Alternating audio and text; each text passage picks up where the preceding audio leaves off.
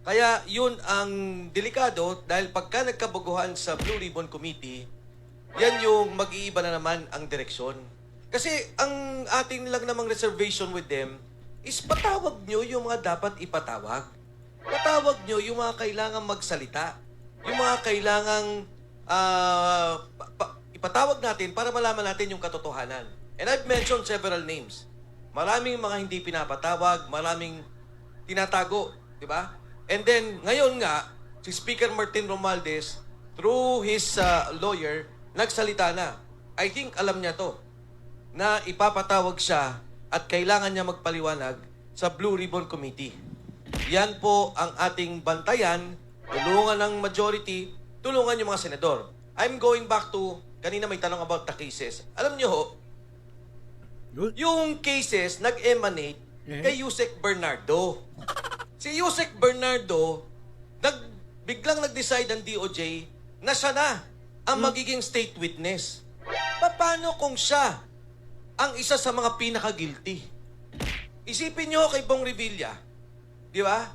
4 yung mga kinasuhan, 3 doon state witness na. Siya ang naiwang nakakulong. Kay Senator Jinggoy, ganun din naman ang kaso niya eh.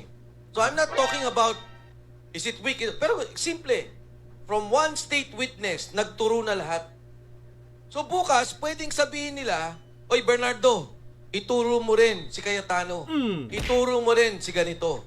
Yan po ang delikado dyan. At kailangan natin, of course, legal po yan, DOJ po yan. Pero at least, pag narinig natin talaga sa committee, sa Blue Ribbon Committee, malalaman natin ang totoo. Alam nyo, eto sinasabi ko, si Yusek Bernardo, nung una yan lumabas, ang sabi, huwag mong sabihin ang pangalan ni Manny Bonoan. Sinabi ang pangalan ni E.S. Bersamin. Kung nare-recall ninyo, binanggit dyan ni Yusek Bernardo. May isa pang pangalan na hindi niya binabanggit hanggang sa ngayon. Pinagsabihan siya, tinanggal doon sa kanyang, sa paaking pagkakalam, sa information na nakuha ko. Merong tinanggal na hindi niya binanggit. Pag yan humalap sa Blue Ribbon, talagang dapat nating malaman. Pangalawa, si Alcantara, ang sabi niya, 8% ang nakukuha niya sa lahat ng kontrata. Tama? 8% in general. Pero alam ko ho, hindi lang sa 8%. Kasi nga, ghost project eh. Wala namang ginawa. Ang pumasok sa distrito niya from 2022 until the investigation is about 30 billion na natin. 30 billion pesos. Ang sinoli niyang pera magkano? 180 million pesos. Yung 30 billion na yun, sa 8% na lang, o 10% na natin para madaling compute, 3 billion kaagad. Ha? Yan, kailangan malaman Laki. sa Blue Ribbon Committee hearing. Yung mga binanggit na congressmen ni Diskaya, madami po yan. May mga binanggit si Saldico na cabinet secretaries. Kailangan natin malaman yan.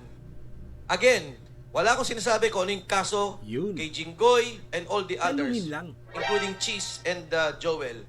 Pero isang tao lang ho yan, si Yusek Bernardo. Siya yung gumitna sa lahat ng yan. Kumbaga sa siya yung naging makapili. Kung kaya ni Yusek Bernardo na kumausap sa isang senador, kumausap sa mga cabinet secretaries like Manny Bonoan, ano ang role niya? Gaano siya kalaki? Ano ang mga kontratang pinapasok niya? Ito po ang tanong mga kabunit sa mga kababayan. Ano ang papel ni Bernardo? Kung gusto niyo yung mga ganitong topic, paki-subscribe and like. Thank you for watching. See you sa more upload natin.